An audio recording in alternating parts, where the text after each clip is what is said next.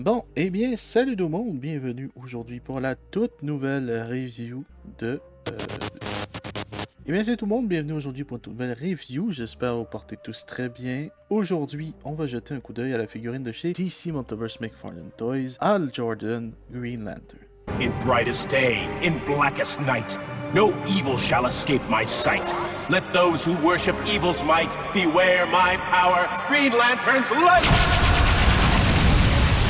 Eh bien oui, mesdames et messieurs, c'est tout simplement une édition digitale. Donc il y a un code, il y a une carte, ainsi qu'un stand avec écrit McFarlane Toys Digital, le côté qui est un peu différent, donc Green Lantern de Silver Age, et le derrière qui est juste, je vais essayer de vous le montrer de même vu que je peux pas bouger la caméra, qui est Hal Jordan en train de faire des trucs de je sais pas trop quoi avec sa lanterne, enfin bref. Donc voilà, c'est un peu ça pour le packaging un peu différent de l'habitude, et c'est bien sûr, étrangement, c'est fait par DC Direct. D'ailleurs, c'est à ça que ressemble le code d'authentification qu'il faut rentrer sur le McFarlane Toys Digital, je sais pas trop quoi, j'ai aucune idée comment ça marche. Et je ne vais jamais savoir comment ça marche non plus.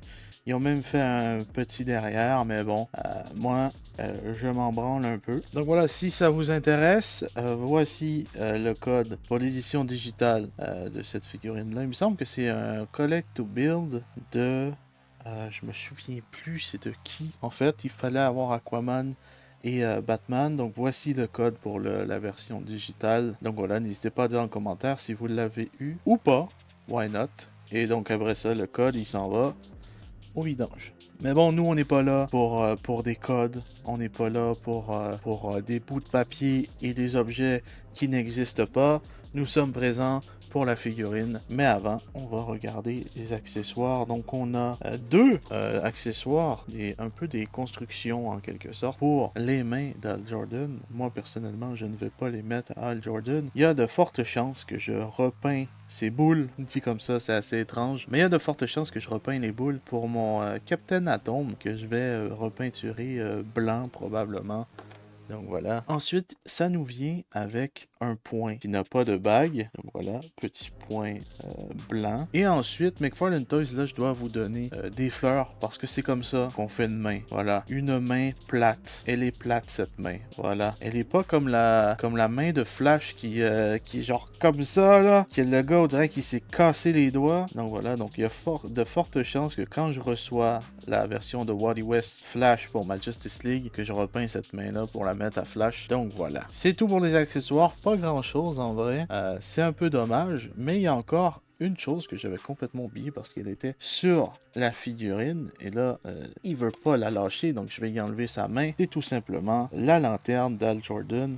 C'est pas, la main est pas coincée après, tu peux l'enlever, mais c'est juste que c'est un peu tough à mettre comparé à Kyle Rayner et Kilowog, que les lanternes sont beaucoup trop loose dans les mains. Celle-ci elle s'en va pas, tu sais. Donc très belle lanterne, super intéressante. Bon, pour ce qui est du visage, je le trouve génial. J'attendais une version d'Hal Jordan parce que pour moi c'est le Green Lantern. Je veux dire, il y a toutes les histoires que j'ai vues, que j'ai lues, c'est tout simplement Hal Jordan qui est Green Lantern ou John Stewart. J'ai jamais lu d'histoire avec Kyle Rayner, donc il y a beaucoup d'histoires des années 90 que j'ai pas lues parce qu'il me semble qu'il était là souvent dans les années 90. Enfin bref, et donc visage génial, petit sourire un peu prétentieux à la Hal Jordan, donc c'est pas mal cool. Moi par exemple, pour le costume, je suis pas mal habitué que les épaules, jusqu'aux épaules, ça soit vert et que ici, il me semble que ça soit noir. Je sais pas pourquoi, dans ma tête, c'est comme ça, mais